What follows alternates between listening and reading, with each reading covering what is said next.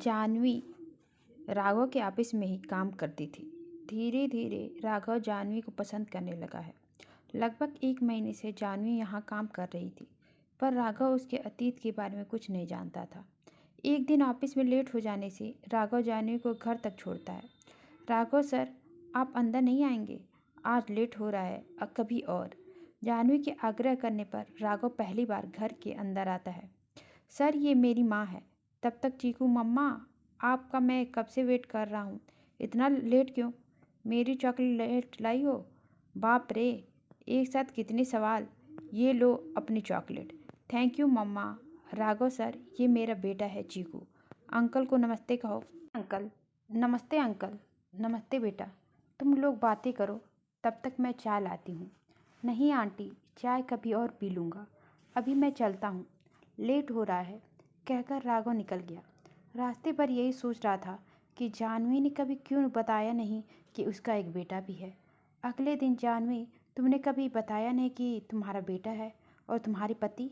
Sir, 2 साल पहले रजत एक कार दुर्घटना में हम सबका साथ छोड़कर हमेशा के लिए चले गए। तब चीकू 3 साल का था।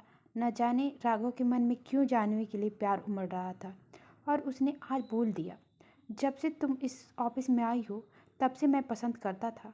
तब मुझे तुम्हारे अतीत के बारे में नहीं पता था, और आज तुम्हारे अतीत के बारे में जानकर भी प्यार कम नहीं हुआ। क्या तुम मुझसे शादी करोगी? मैं चीकू को पिता का पूरा प्यार दूंगा। सॉरी सर, मैं शादी नहीं कर सकती। मैं अपनी ज़िंदगी में खुश हूँ। कुछ ही दिन में जानवी ने वो जॉब छोड़ दी। राघव ने हार नहीं मानी। उसने जानवी की माँ से उसका हाथ मांगा और विश्वास दिलाया कि मैं जानवी और चीकू का पूरा ख्याल रखूँगा। माँ के बार बार आग्रह करने पर एक दिन जानवी ने शादी के लिए हाँ कह दी। जल्द ही दोनों की शादी हो जाती है। नया घर, नया माहौल, पर सब कुछ अच्छा था। चीकू भी राघव से घुल मिल गया था और वो अपने बेटे की तरह प्यार करता था। चीज़ें तब बदलने लगी जब राघव की ज़िंदगी में अपना बेटा वंश आ गया। राघव के व्यवहार में जाने अनजाने में सौतेलापन चीकू को नजर आने लगा। वंश 5 साल का हो गया और चीकू 8 साल का। जब भी चीकू कहीं जाने की बात करता तो राघव मना कर देता। वही वंश के कहने पर मान जाता तो चीकू के दिमाग में यही रहता कि पापा मुझे प्यार नहीं करते। जब भी उदास होता तो वो बगल में रहने वाले गोलू के घर चला जाता। गोलू उसका क्लासमेट था। उसकी माँ पूछती तो वो बताता तो हमेशा कहती कि तुम सौतेले हो, इसलिए तुम्हारे पापा ऐसा व्यवहार करते हैं। चीकू गुमसुम रहने लगा। राघव के व्यवहार में उसे अपने लिए प्यार नजर ही नहीं आता। एक दिन जानवी चीकू को गोद में लेकर दुलार करने लगी और पूछा, बेटा कोई बात है क्या? तुम इतने गुमसुम क्यों रहते हो? पहले तो चीकू कुछ नहीं बताया, लेकिन बार बार पूछने पर बताया कि पापा मुझसे प्यार नहीं करते ना, मैं उनका सौतेला बेटा हूँ, इसलिए वो मेरा बात नहीं मानते और वंश की बात मान जाते। 8 साल के बेटे के मुंह से ऐसा सवाल सुनकर स्तब्ध रह जाती है। आपसे किसने कहा? वो सीमा आंटी कहती है। नहीं बेटा, आप पापा के समझदार बेटे हो और वंश आपका छोटा भाई। नासमझ है जो जिद में रोने लगता है, इसलिए पापा को उसकी बात मान लेते हैं, जैसे तुम मान जाते हो। कल तुम्हारे खिलौने के लिए वंश रो रहा था और तुमने ना चाहते हुए दिया। वैसे ही तुम्हारे पापा को भी ना चाहते हुए भी वंश की बात माननी पड़ती है। सच में पापा मुझसे प्यार करते हैं?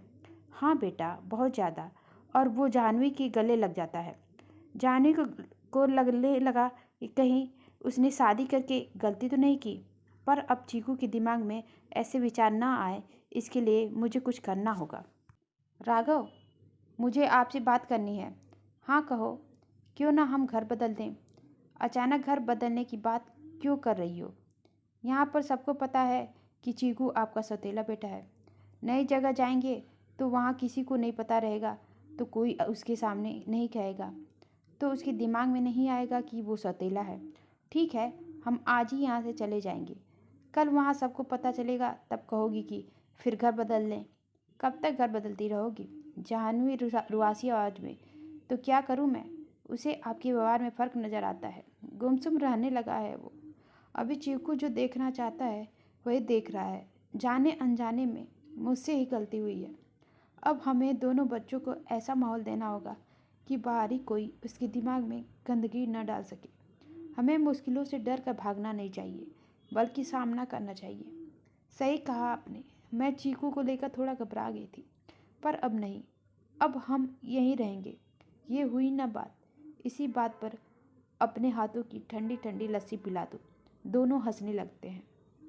धन्यवाद।